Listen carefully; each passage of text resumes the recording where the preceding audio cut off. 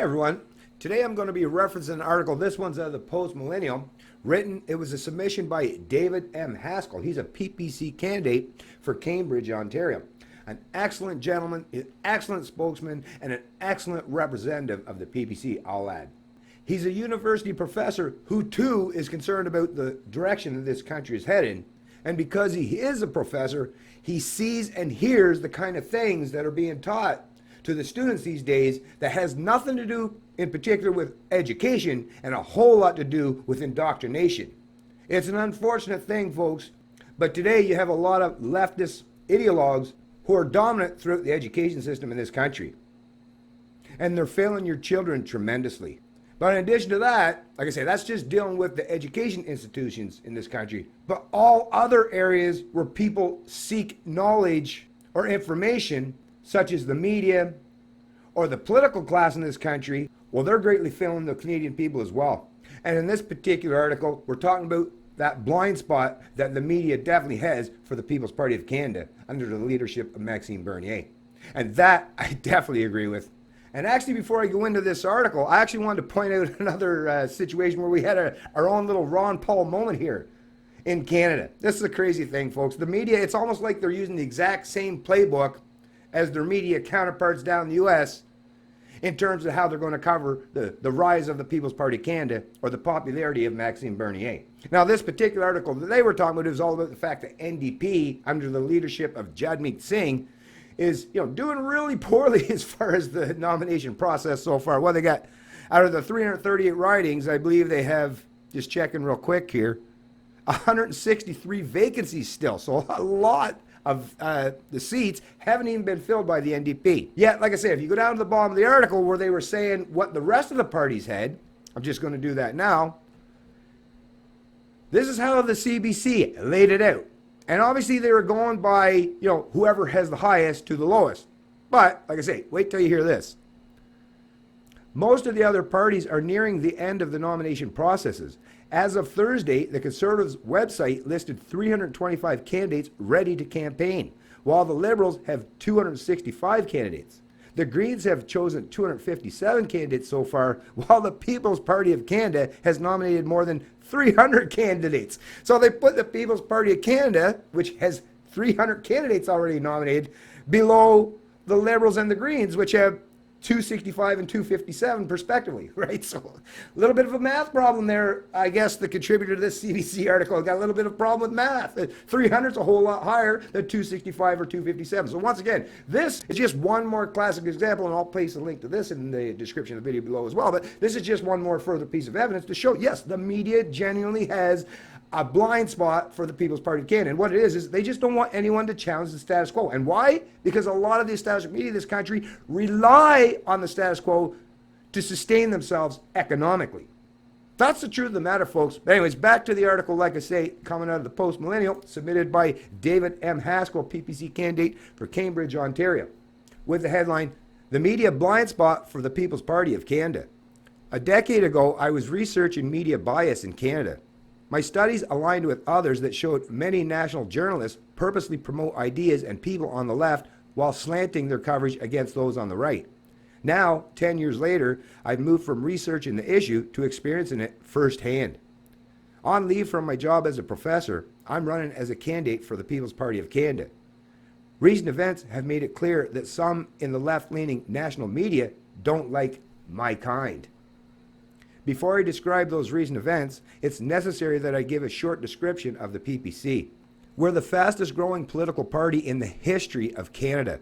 We formed in September, and already we have electoral associations and candidates in over 300 of Canada's 338 ridings. We'll soon fill the rest. Our candidates are men and women from all races, ethnicities, and religions. We have more official members than the Green Party, which began in the 1980s. Though clearly on the political right, our policies are an ideological hybrid reflecting a blend of conservative, libertarian, and classical liberal positions. By any stretch, the People's Party is a political miracle. In terms of the criteria that make something newsworthy, the PPC story meets the requirements. Still, it's rare to hear anything about our diversity or successes. On the other hand, there's a good chance you've heard something negative, which brings me to my discussion of a few recent events. On Wednesday, July 23rd, the leader of my party, Maxime Bernier, came to Toronto to unveil the PPC's immigration policy. He delivered his speech to a conference venue with close to 1,000 supporters. I was one of them. Reporters from all the national media were there too. However, as I've read the stories filed by the journalists from the CBC and Toronto Star, I had to question whether or not we were at the same event. In the name of brevity, I won't outline all the ways that the representatives of these two outlets twisted their accounts to diminish or demonize Max and his message, but I'll mention a few of their glaring omissions and manipulations. First, to the size of the crowd itself. According to the Star, just 400 people attended Bernier's speech. The CBC was silent on number of attendees. However, the National Post reporter, like me, saw a crowd that filled approximately 900 seats. Once again, just another one of those Ron Paul moments. Like I say, folks, it really does seem like the media hacks in this country are basically reading from the playbook that happened, how it all unfolded in 2008 and 2012, which led the U.S. to having Donald Trump as the president. So, that's the thing with these hacks in the media, or even those who are part and parcel of the ruling class. Yeah, you might try to mess people up for a while because you have so much entrenched power and ability to affect people's opinions and psychology. But at some point in time, people are going to come to realize that you've been manipulating them all along. And that's going to make them even more emboldened to want to rise up against you for doing so. This kind of short-term thinking from these establishment hacks in the media, or part and parcel of the ruling class in this country, yeah, you're not only are you failing your entire society, but trust me, after it's all said and done, you're not going to make it quite as well as you thought you did by trying to manipulate the minds of millions of people. Populism is rising for a reason, and you are at the very core of that reason. What else about the attendees were CBC and Star reporters unable to see, while others, like the reporter from the National Post, saw and found striking? They were blind to the fact the crowd was a multi-ethnic room of supporters, both young and old, that welcomed the ideas being presented. Of course, if the vision of the CBC and Star reporters was so compromised that they couldn't make out the size or composition of the crowd, it's not surprising that they were absolutely blind to the solitary figure who spoke before Maxime, heartily endorsed his message, and welcomed him to the stage. In contrast, the National Post reporter thought it was important to mention that the man introducing Max was Dr. Salim Mansour. Mansour, a professor from Western University and now a candidate for the People's Party, had himself immigrated to Toronto in 1974 and is Muslim, who criticized Islamic extremism. Of course, that observation would not have gone well with the CBC's and Star's false narrative that the PPC is a party of intolerant old white men. Well said, David. Well said indeed. A blind and dead media. Not only were the reporters of the CBC and Star blind, they were also deaf. In his address, Maxime said the People's Party government, as a condition of entry to Canada, will require that immigrants support Canadian values. Despite clearly outlining the specific values that newcomers would be expected to hold, the Star accused Max of offering little detail on the nature of his proposed values test on newcomers. The CBC chose not to list the expected values at all, but instead tried to impute negativity on the idea, saying it was eerily similar to the Canadian values test proposed by Kelly Leach. So why would these reporters not want to list exactly what Maxime said? I think it's because they know if they did, Canadians would strongly agree with them. For the record, in his exact words, here are the controversial values that Maxime dared to utter and that CBC and Star chose not to report. Our distinct values are those of contemporary Western civilization. They include democracy, individual rights and freedoms, including freedom of religious beliefs and freedom to criticize religion. Our distinct values also include equality between men and women, the equal treatment of all citizens regardless of ethnicity, religion, or sexual orientation, the rule of law, separation of state and religion, tolerance and pluralism, and loyalty to the wider society instead of to one's clan or tribe. When I say that newcomers to Canada must integrate into our society and share our values, it is to these Western values that I am referring. I wonder which of these values above the reporters at the CBC and Star don't want newcomers to hold. I wish the slanted coverage from the CBC and Star was relegated to just the events of last night, but it isn't. Instead, it's part of a larger pattern to slander Maxime Bernier and the People's Party. For example, in July, Maxime spoke at an event in Calgary and then allowed attendees to take pictures with him. Some men in the crowd posed with Max, and it was later discovered they belonged to a group promoting intolerance. When Max was told who these strangers were, He was unequivocal in his rejection, saying, "People who are racist and anti-Semitic, they're not welcome in our party."